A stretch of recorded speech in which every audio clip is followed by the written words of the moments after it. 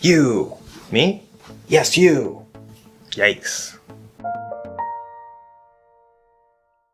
Hi, I'm Josh, your American English guide, and I'm really running out of ideas for intros, as you can probably tell. Today we are talking about the last consonant sound in this course, the sound Y, which is the Y sound. Now there are a number of very interesting and important details about this sound that confuse many English learners. And we're also going to look at the very special small y linking rule that I mentioned in previous lessons, but we'll also cover here towards the end. Before we start, one big reason why I recommend that you do not learn or care about the IPA is because in IPA, the symbol for this sound is what in English we call the letter J. However, this sound is not J or Y or something like that. It is Y. We do not want any friction from J, so don't let that confuse you. So first, what exactly is the Y sound and how do we make it? It is a consonant sound, and English speakers do think about it as a consonant sound. However, linguistically, it is classified as a semivowel sound, and it's also the reason why in English we say that we have 5 vowel letters, not sounds, letters, A, E, I, O, U, and sometimes Y. Sometimes Y. Now, I want you to ignore that. If this is the first time you heard that, just erase it from your brain, pretend I never said it, because it's not useful for you. What I do want you to do is, if you have heard that before, also erase it from your brain, because it's not necessary, it's confusing, okay? Y is a consonant sound. Now, there are reasons why it's called a semivowel, and we're going to look at some of those reasons in this lesson, starting with the placement. Okay, but we're going to sort this out. I'm going to tell you why you shouldn't think of it as a vowel or a sometimes vowel, because it's not, at least in English. So the placement. The Y sound is just behind the E vowel sound, the first vowel sound on the vowel chart. Now we know that E uses the front part of the tongue, right? And it's going to be very closed up here towards the top, not touching anything, of course. And we're going to be very far forward, okay? Not too far forward in English. Spanish, for example, is a little farther forward. But we learned all that before, right? E, E.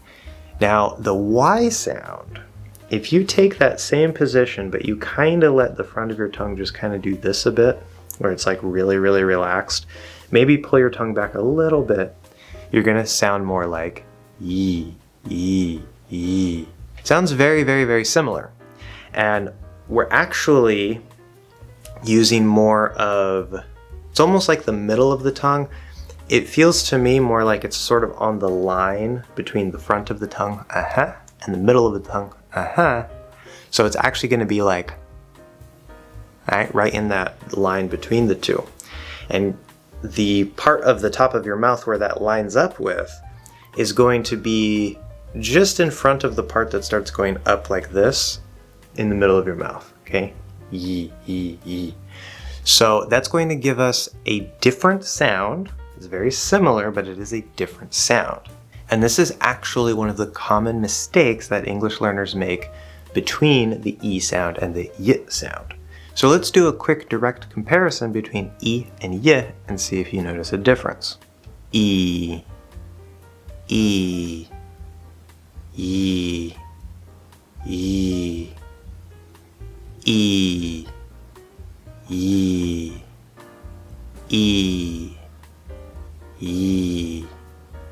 So you'll notice that my jaw doesn't really move. It's still a very closed position, okay? I'm just manipulating my tongue, maybe coming back a little bit, but it's mostly letting that front part drop down. Not completely, but you're giving more space in the front here. That's what's going to help create that difference in sound.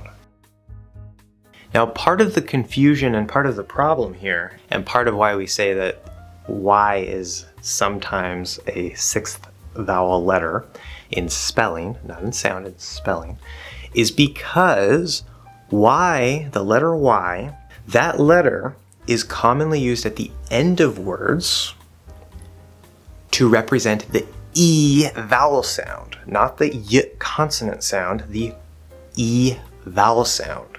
Very, very important. Don't let this confuse you. So for example, we have the word happy, and that does not end with a Y sound.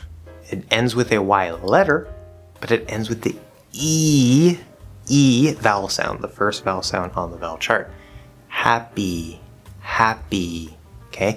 Not happy, happy, yeah, happy, okay? Starts to sound weird. And I've actually heard many English learners, especially Asian speakers, if they're speaking English and they say a word like happy, they don't get far enough forward into the E, maybe because they were taught wrong or because they see the letter Y, they go a little farther back and they sound like happy, happy, I'm very happy. So if we compare directly happy with an E sound and happy with a Y sound, which it's not supposed to have, listen very closely, okay? Happy, happy, happy, happy. You should hear a difference. If you don't, that's okay. And you might also notice that it can kind of sound like the second vowel, I, happy, happy, but it's also not the second vowel, I, okay? That's another common mistake that can happen.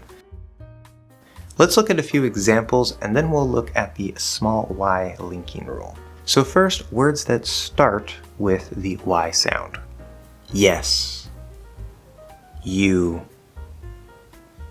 yellow, young, yard. Note that this is not yes, you, yellow, young, yard. That would be starting with the E sound. Now for examples, in the middle and at the end of a word. The Y sound does not happen at the end of a word. Okay, not in the word itself. Doesn't exist. Just erase that from your brain. In the middle of a word, there are some cases, like for example, millionaire, and usually you're going to find it at the start of a word. However, it is also very commonly found in the small Y linking form between two words. Now, if you don't know what I mean when I say the small Y or the small Y sound, I've talked about this before in the 4 big exceptions to the 4 general rules of linking, but this is the rule, okay? If a word ends in E, I, A, I, OI, then what's going to happen is that if the next word starts with any vowel sound, could be another E, okay, it doesn't matter, O, whatever. When you leave that position of E, I, A, I, or OI, it's close enough to the Y sound that when we leave that position to go to the next vowel sound, we're going to hear a tiny, tiny, tiny little bit of a Y sound between the first word and the second word. Not a full Y sound, okay? Let's look at some examples of that. See it. He is. Payoff. YR. So in the first 2 cases, we're going from E to I. See it. He is. So we're going to go E, and then as you drop into I, the part of your tongue here, we're going to go E. Because it's dropping, and there's a little bit of tension that happens here around the Y position, but as you're dropping, we get that little bit of a Y sound as we leave the E position. Then we have payoff. Again, the spelling is AY, but it's the A diphthong. Okay, there's no Y sound here. And we're going to the ah, spelled with an O, but it's the ah, 5th vowel sound on the vowel chart. Payoff. So as we leave that A position, we're going to sort of peel the tongue down so we kind of hit that Y sound very lightly, not fully up in the position. We're going to peel it off as we open down into ah. Payoff. And lastly, we have YR. Now, both he is and YR in most cases are likely just going to contract. We get he's and wire, but that's okay. Sometimes they're said separately, so this example works too. Now the word Y starts with W, and then we have the I diphthong.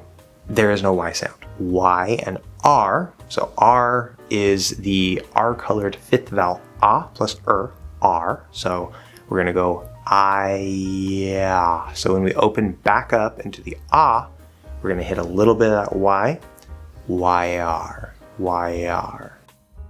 And this is really the main reason why the Y sound is considered a semivowel or semivowel. But this is an illusion, okay? In English, it's an illusion that it's a vowel. It is similar to a vowel. It sounds kind of like E, it sounds kind of like E, and then you use it as this linking rule because this is actually an extension of the first general rule, which is that consonants connect to vowels. We're getting the creation of a small little Y sound, which is a consonant sound, in order to link these two vowel sounds. Okay, it's sort of a special thing that's happening, but again, it's a small Y, not a full Y. So definitely, if you have any questions, if any of that was confusing, let me know down below. Also, let me know if you want me to talk more about any of these details, and I can maybe make more lessons about this sound.